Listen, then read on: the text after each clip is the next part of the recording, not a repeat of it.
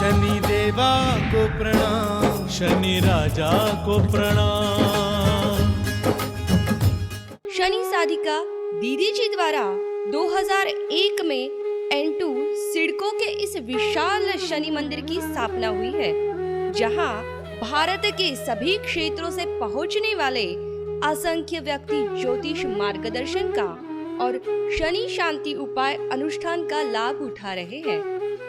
2005 में 4 एकड़ की भूमि में दीदी जी द्वारा श्री शनि आश्रम चिकलठाना औरंगाबाद की स्थापना हुई, जहां प्रतिवर्ष जनवरी में शनि साधना, शनि चिकित्सा शिविर में असंख्य व्यक्ति भाग लेते हैं।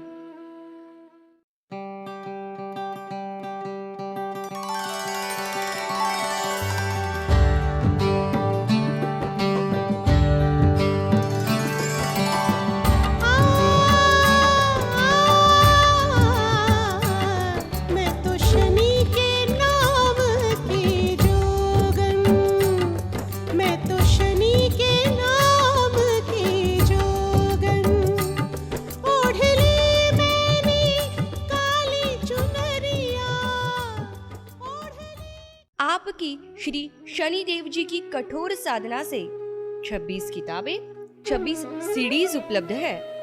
आपके द्वारा भारत के 8 बड़े मंदिरों में शनिदेव जी की प्रतिष्ठा स्वयं पुरोहित बनकर की है।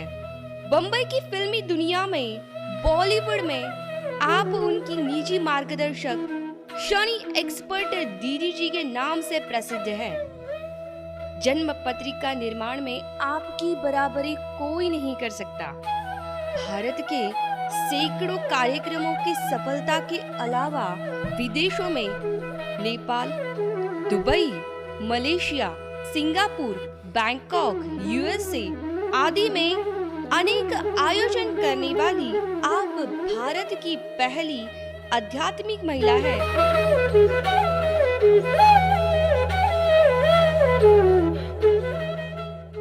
शनि देवा को प्रणाम, शनि राजा को प्रणाम।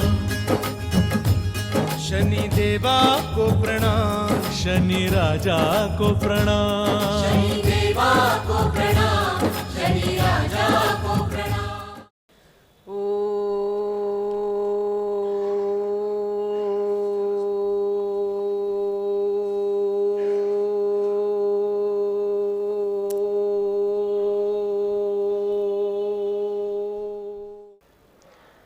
ब्रह्म मुरारी सुराचित लिंगम, ब्रह्म मुरारी सुराचित लिंगम, निर्मल भाषित शोभित लिंगम, निर्मल भाषित शोभित लिंगम, जन्मज दुख विनाशित लिंगम, जन्मज दुख विनाशित लिंगम, त्वत्प्रणमामि सदा शिवलिंगम, त्वत्प्रणमामि सदा शिवलिंगम, त्वत्प्रणमामि सदा शिवलिंगम, देव मुनि प्रवराजित लिंगम, कामदहं करुणाकर लिंगम, कामदहं करुणाकर लिंगम, रावण दर्प विनाशित लिंगम, रावण दर्प विनाशित लिंगम, त्वत्प्रणमामि सदा शिवलिंगम, त्वत्प्रणमामि सदा शिवलिंगम, सर्व सुगंधि सुलेपित लिंगम, सर्व सुगंधि सुलेपित लिंगम, बुद्धि विवर्धन कारण लिंगम, बुद्धि विवर्धन कारण लिंगम, सिद्ध सुरासुर वंदित लिंगम, सिद्ध सुरासुर वंदित लिंगम, त्वत्प्रणमामि सदा शिवलिंगम,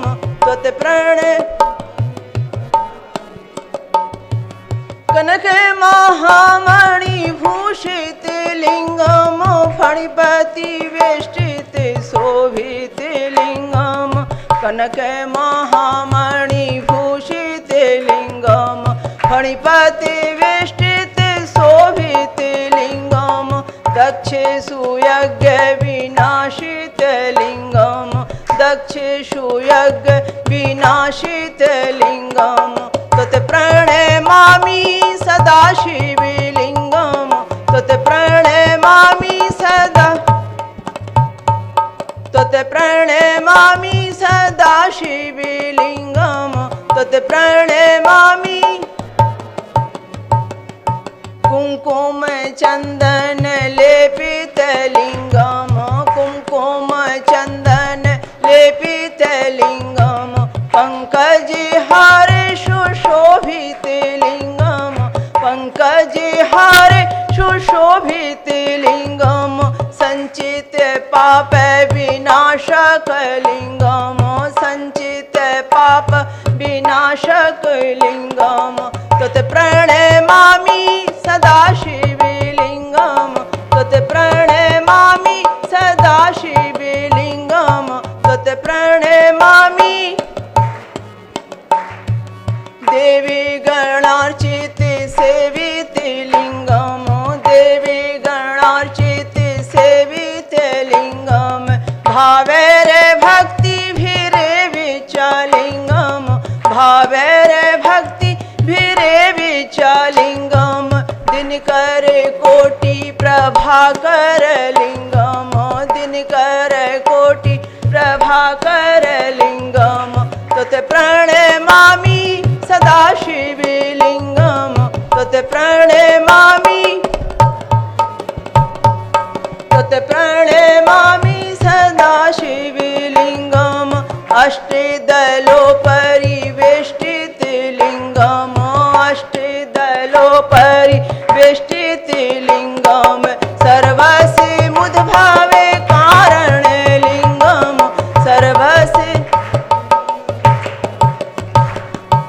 अष्टदरिद्र विनाशित लिंगम अष्टदरिद्र विनाशित लिंगम तत् प्रणमामि सदा शिवलिंगम तत् प्रणमामि सदा शिवलिंगम तत् प्रणमामि सदा शिवलिंगम सुरगुरु सुरवर पूजित लिंगम सुरगुरु सुरवर पूजित लिंगम सुरवने पुष्प सदार्चित लिंगम प्रात्मक परमात्मक लिंगम प्रात्मक परमात्मक लिंगम तत् प्रणमामि सदा शिवलिंगम तत् प्रणमामि सदा शिवलिंगम तत् प्रणमामि सदा शिवलिंगम।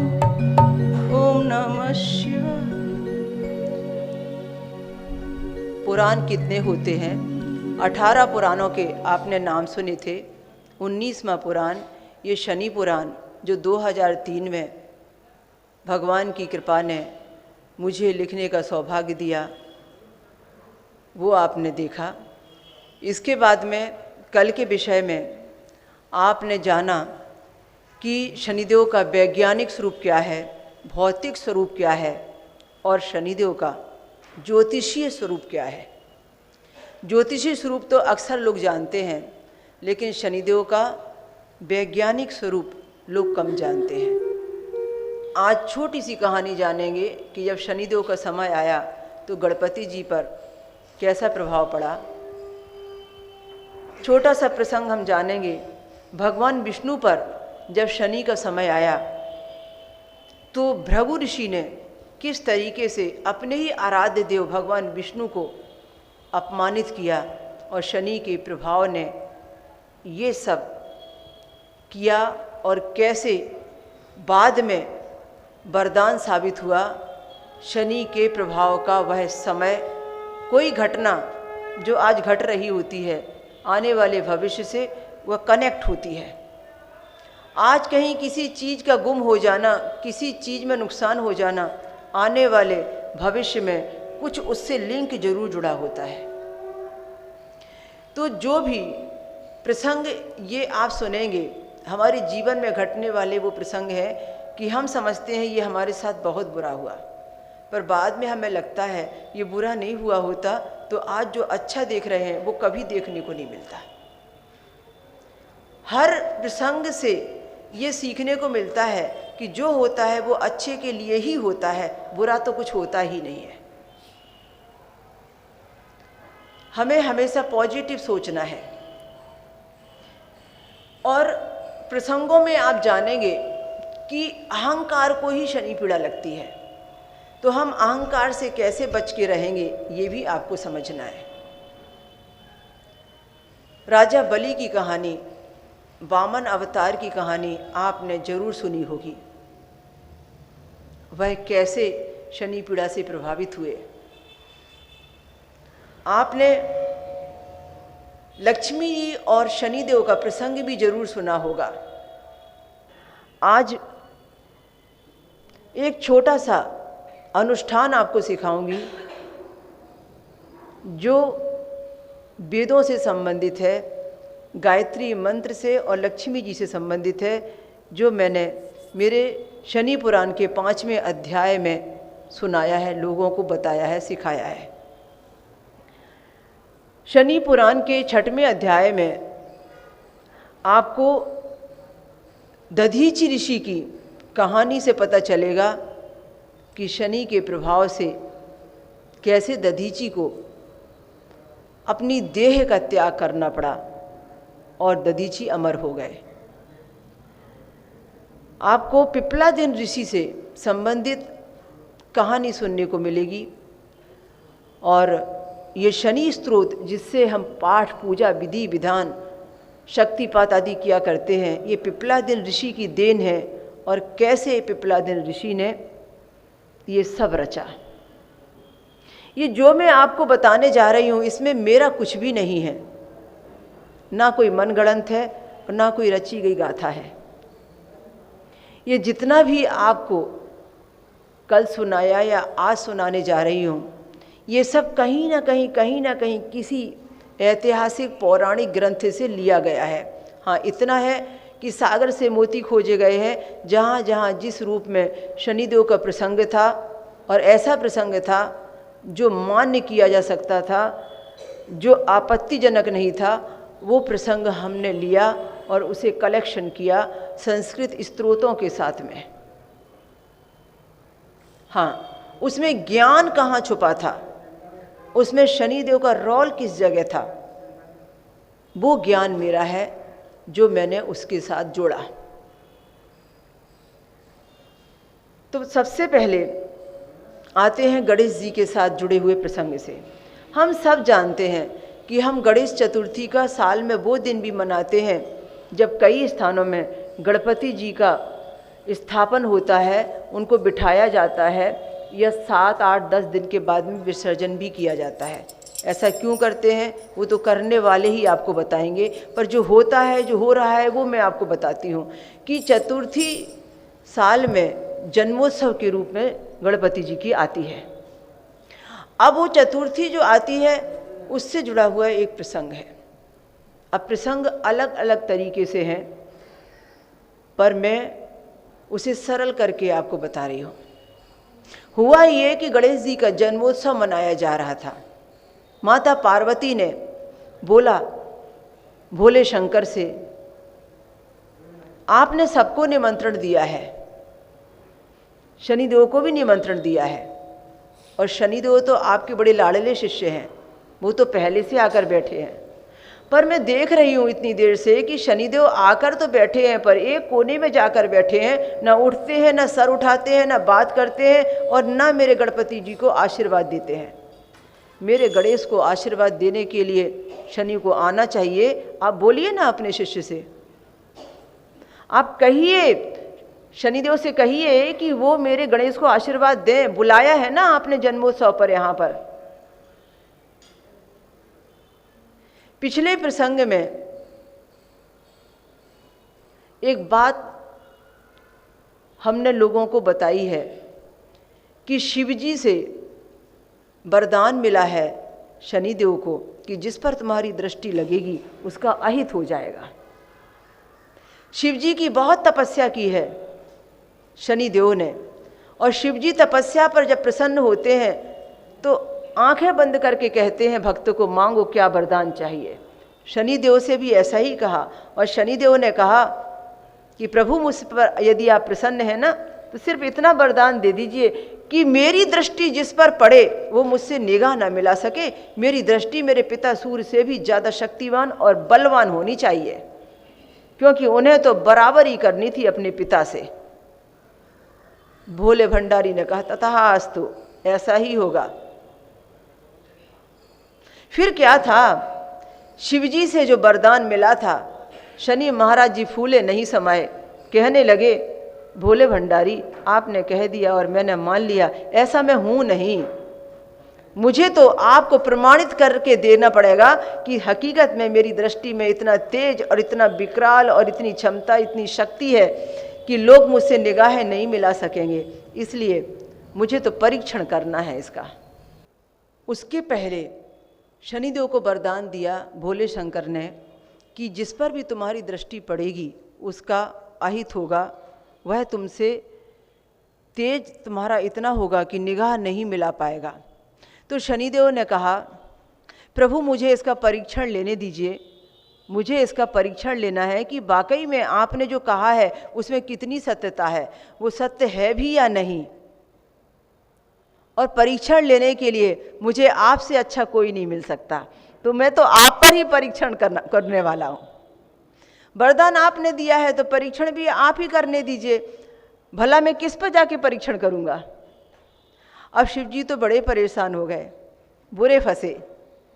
पहले भस्मासुर को वरदान दे दिया था, जिसके सर पर हाथ रखे भस्म वही हो जाए, और फिर भस्मासुर ने कहा कि आपके ही सर पर हाथ रख के देखता हूँ।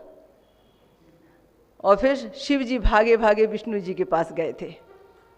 कहानी तो सब ने सुनी है कि कैसे भस्मासुर भस्म हुआ था। फिर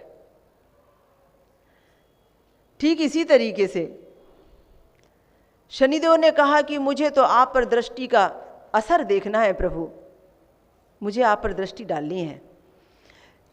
ये प्रसंग कल का था जो आज बता रही हूं आपको। कहने लगे शिवजी, अरे शनि तुम मेरा कुछ बिगाड़ ही नहीं सकते, क्योंकि मैं तो ठहरा औगरदानी भोले भंडारी, मेरा घर है न द्वार है, मैं तो पर्वतों पर रहने वाला हूं। है ही क्या ऐसा मेरे पास जिस पर तुम्हारी दृष्टि का असर हो सकता है, तो तुम मेरा कुछ भी बिगाड़ ही नहीं सकते। हाँ, थोड़ा सा मुझे समय दो तुम्हारे दृष्टि के परीक्षण के लिए, क्योंकि मुझे तुम्हारी माता की पार्वती की चिंता बहुत है, उस पर दृष्टि का कोई असर ना हो, इसलिए मैं कुछ दिनों के लिए तुम्हारी माँ पार्वती को मायके रवाने करना चाहता हूँ। थोड़ा सा नंदी के ऊपर भी ख्याल आता है, तो मैं नंदी को कुछ दिन के लिए कहीं रवाना करना चाहता हूँ, और मैं भी कुछ दिन और कुछ पहर के लिए भूमि में समाधिग्रस्त हो जाता हूँ। फिर तुम्हारा जी चाहे तो जिस पे चाहे दृष्टि लगाओ। शनिदेव हंसने लगे, वाह भोले भंडारी, देवों के देव महादेव, अरे मैंने अभी दृष्टि लगाई ही कहाँ है, मैं तो परीक्षण की बात ही कर रहा हूँ, और परीक्षण की बात ही कर रहा हूँ। परीक्षण की बात सुनने मात्र से आपने निर्णय भी ले लिया कि मैं समाधिग्रस्त हुए जाता हूँ और माँ पार्वती को मैके भेजे देता हूँ, नंदी को रवाना कर देता हूँ। फिर तो मैं मान गया, जान गया, समझ गया, आ गया अंदाजा मुझे कि मेरी दृष्टि में वाकई में कितना तेज होगा कि लोग मेरी दृष्टि की बात सुनते ही परेशान हो जाएंगे। कितना तेज होगा मेरी दृष्टि में कि लोगों को कितना डर लगेगा जब आपके जैसे परमात्मा मेरी दृष्टि से बचने के उपाय खोज रहे हैं। तो स्वाभाविक है मृत्यु लोक में इंसान तो मेरे आने की खबर सुनते ही परेशान हो जाएगा। ये तो प्रसंग था शिवजी का। गणेश जी ने जो उत्सव चल रहा है, शनिदेव का जब आशीर्वाद नहीं पाया माता पार्वती को लगा कि गणपति को आशीर्वाद शनि ने क्यों नहीं दिया, तो शिवजी से जब हठ ठाना कि तुम्हारे शनि से कहो कि उसकी दृष्टि मेरे गणेश जी को देखे और आशीर्वाद दे। भोले जानते तो सब थे पर अनजान बन रहे थे। उन्होंने कहा कि अभी मैंने शनि को कहा ना कि दृष्टि दे, गणपति को देख, तो कुछ अनर्थ हो जाएगा, अच्छे भले उत्सव में कुछ ना कुछ गड़बड़ हो जाएगी, कहना भी तो उचित नहीं है। तो शनि से कहा, सुना शनि, क्या कहा तुम्हारी माता ने? गणेश जी को अपना आशीर्वाद देते जाना। शनिदेव ने सर नीचे झुकाते हुए ही कहा, प्रभु आप मुझसे कह रहे हैं, आपका आदेश सर आंखों पर, मुझे कुछ समय दीजिए, आज मैं उत्सव में ये ना कर सकूंगा, अभी तो मैं जाने वाला हूं। मैं कल सुबह ब्रह्म मुहूर्त में सूर्योदय के पहले पक्का आऊंगा और मेरे साथ गणपति जी को आशीर्वाद लेकर भी आऊंगा और आशीर्वाद देकर ही जाऊंगा। ऐसा कहकर शनि महाराज जी उठे और रवाना हो गए। अब शनि महाराज जी तो रवाना हो गए। अब उनके रवाना होने पर भोले भंडारी चिंता में पड़ गए। क्या कहा है शनि ने? सुबह आऊँगा, ब्रह्म मुहूर्त में आऊँगा, मेरा इंतजार करना, गणेश जी के लिए आशीर्वाद लेकर आऊँगा। अब पता नहीं शनि आवे तो क्या लेकर आवे। परेशान हो गए कि कहा तो मैंने है आएगा तो पक्का, पर यदि ये आ भी गए तो जाएंगे कैसे, और आ भी गए तो करेंगे क्या, ये चिंता का विषय है। बताऊं तो कैसे बताऊं। तब उन्होंने एक सोचा, कुछ काम ऐसा करना चाहिए कि शनि महाराज आए और आशीर्वाद भी गणपति को मिल जाए और सुरक्षा भी बनी रहे। शनि की दृष्टि का तेज तो मैं जानता हूँ, दिया तो वरदान मैंने ही है। उन्होंने ये सारी बात मन में विचार कर माता पार्वती से कहा, मुझे ऐसा लगता है कि मुझे ब्रह्म मुहूर्त होने के पहले मृत्यु लोक में जाना चाहिए। मैंने बहुत दिनों से मृत्यु लोक को देखा नहीं, मेरे भक्त मेरा बड़ा इंतजार कर रहे होंगे। मैं चाहता हूं कि एक बार मृत्यु लोक की सैर करके आऊं और देख कर आऊं कि मुझे मानने वाले भक्तगण मेरा कैसे इंतजार कर रहे हैं। पर एक बात है, सुबह तो शनि आने वाले हैं, तो मैं तुमसे कहे देता हूं कि जब सवेरे शनि आवे ना, तो शनि से कहना कि तुम्हारे गुरुवर प्रभु घर में नहीं है, शनि महाराज जा सकते हो। उनसे कहना पता नहीं कब आएंगे, कितनी देर में आएंगे, कुछ बताकर तो गए नहीं, इसलिए उन्हें विराजमान ना होने देना, इंतजार ना करने देना। आवे तो उनसे कहना कि प्रभु इंतजार ना करें, आप चले जाएं। और उन्होंने सोचा कि यदि मैं घर में ही ना मिलूं, यदि मैं यहाँ पर कैलाश में ही ना मिलूं, तो निश्चित रूप से शनि महाराज रुकने वाले नहीं है, आएंगे और चले जाएंगे। अब भोले भंडारी तो ब्रह्म मुहूर्त होने के पहले चले गए मृत्यु लोक की सैर करने। अब मृत्यु लोक की सैर करें तो जाएं कहाँ? अब तो नारद जी से बचना मुश्किल है, क्योंकि नारद जी ने देख लिया कि आए कहाँ पर, स्वर्ग छोड़कर बैकुंठ छोड़कर मृत्यु लोक में क्या कर रहे हैं भोले। तो नारद लीला तो सब जानते हैं, सब जगह बता डालेंगे कि हमने आज कहाँ देखा है भोले भंडारी को। बोले कुछ तो करना चाहिए, कोई पहचान ना ले, कोई जान ना जाए, इसलिए कुछ जतन तो करना चाहिए। अब जतन क्या करें?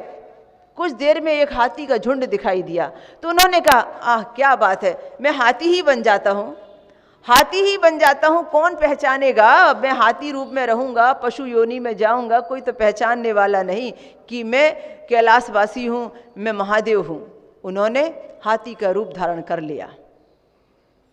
कैलाशवासी बैकुंठ धाम के पूरे त्रिलोकीनाथ ने वहाँ से जगह छोड़कर मृत्यु लोक में पधार कर अब पशु योनि में प्रवेश किया। फिर सोचने लगे, इतने हाथी इधर उधर जा रहे हैं और मैं भी एक हाथी, किसी ने वाकई में मुझे हाथी समझकर मेरे साथ हाथी का व्यवहार किया तो कहाँ जाऊंगा?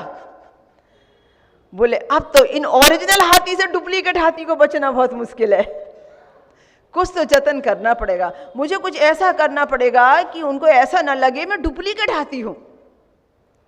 कुछ तो जतन करना पड़ेगा कि मैं इनके साथ मिक्सअप हो जाऊं। और इधर उधर से जाते हुए फिर कभी नारद ने देख लिया तो वो भी ना पहचान पाए कि मैं डुप्लीकेट हाथी हूं। फिर क्या करूं, देखा कि हाथी के झुंड थोड़ी थोड़ी सी दूर पर घास खा रहे हैं, चलो कोई बात नहीं, आज तो घास भी खा लेते हैं। अब तो त्रैलोकीनाथ ने जो पशु योनि में प्रवेश किया था, बात यहां तक सीमित नहीं थी। अब देखिए वो घास खा रहे हैं, दूर पर घास खा रहे हैं। भोले भंडारी ने अब ये रूप भी रखा है।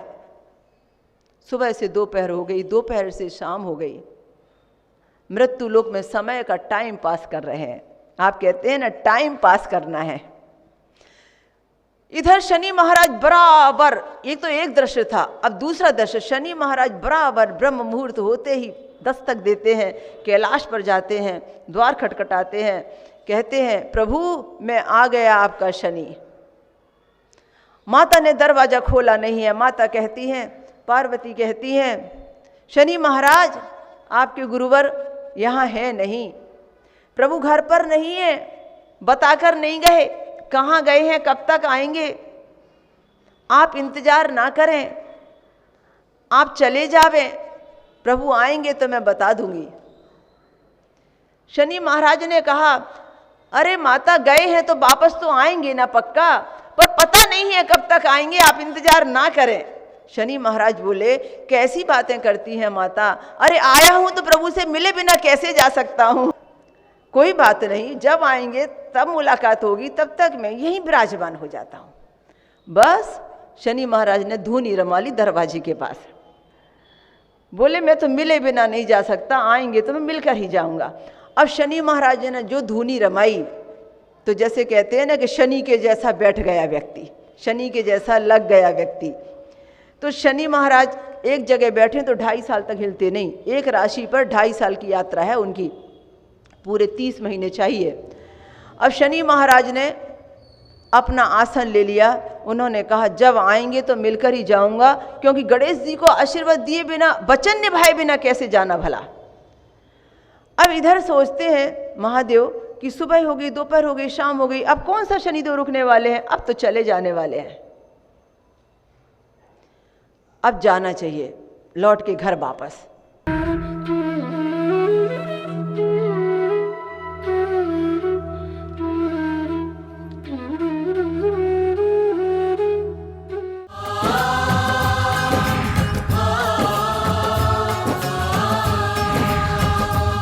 शनि देवा को प्रणाम, शनि राजा को प्रणाम।